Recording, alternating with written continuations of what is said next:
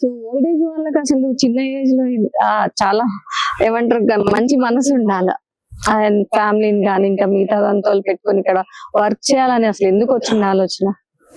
అంటే నాకు సార్ తెలుసు అనమాట, అంతకుముందు తెలుసు. సో సార్ వాళ్ళు ఇక్కడికి వచ్చా అంటే మామూలు ఇక్కడికి వచ్చిన తర్వాత నేను ఒక 1 month చేసి వెళ్ళిపోదాం అనుకున్నా.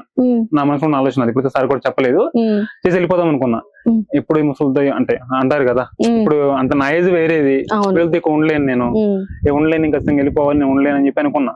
తర్వాత ఆ సారు మాట్లాడే విధానం గానీ, సార్ మనకి ఫ్యూచర్ గురించి చెప్తారు. ఇప్పుడు మామూలుగా మన తల్లిదండ్రులు ఎలా చెప్తారు మన గురించి, నువ్వు ఇలా ఉండు అలా ఉండు అలా చెప్తారు. సార్ నాకు కూడా అలా చెప్పేవాళ్ళు అనమాట. రెండు సార్లు కూడా నాకు మంచి చూసుకుంటారు, ఇప్పుడు చూసుకుంటున్నారు, అలానే ఉంటారు. సో ఆ సార్ వల్ల ఇక్కడ ఉంటున్నాను అనమాట. నాకు ఎంజాయ్మెంట్ అంటే ఇంకేం లేదు. మామూలుగా అంటే అన్ని ఇక్కడే ఉంటాను అనమాట.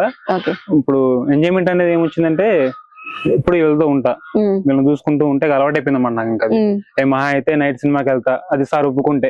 అంటే ఎవరికి హెల్త్ అందరికి మంచిగుంటే, అది అందరికి మంచిగుంటే వెళ్తా అనమాట. ఒకవేళకి ఎవరికైనా బాగాలేకపోయినా, ఎమర్జెన్సీ సిచ్యువేషన్ వచ్చింది అని ఆలోచన ఉన్నా కానీ సార్ పంపారు ఫస్ట్. వాళ్ళందరూ మంచిగా ఉన్న వాళ్ళకి చూసుకొని వెళ్ళరా అంటారు, అని చూసుకొని వెళ్తాను అనమాట. అంటే సూపర్వైజర్ మీరు ఒక్కరేనా ఇంకా ఉన్నారా? ఒక్కడే మేడం. ఎంత మంది ఉండొచ్చు అప్రాక్స్ ఇక్కడ? మేడం 40 members ఉన్నారు మేడం ప్రెసెంట్. ఓకే, వాళ్ళందరినీ మీరే గైడ్ చేస్తున్నారు. సో మీకు చాలా పెద్ద గుండె ఉంది అయితే. సార్ వాళ్ళని మేడం అంతా నా ఒక్క వల్ల, నా ఏజ్ లో ఈ ఏజ్ లో నేను చేసుకునేది అంతా నా వల్ల కాదు. ఫస్ట్ సార్ చెప్పడం వల్ల, సార్ల వల్ల నేను కొంచెం ఇలా ఉన్నా అంతే. ఇలా ఉన్న కారణం కూడా సారే అనమాట.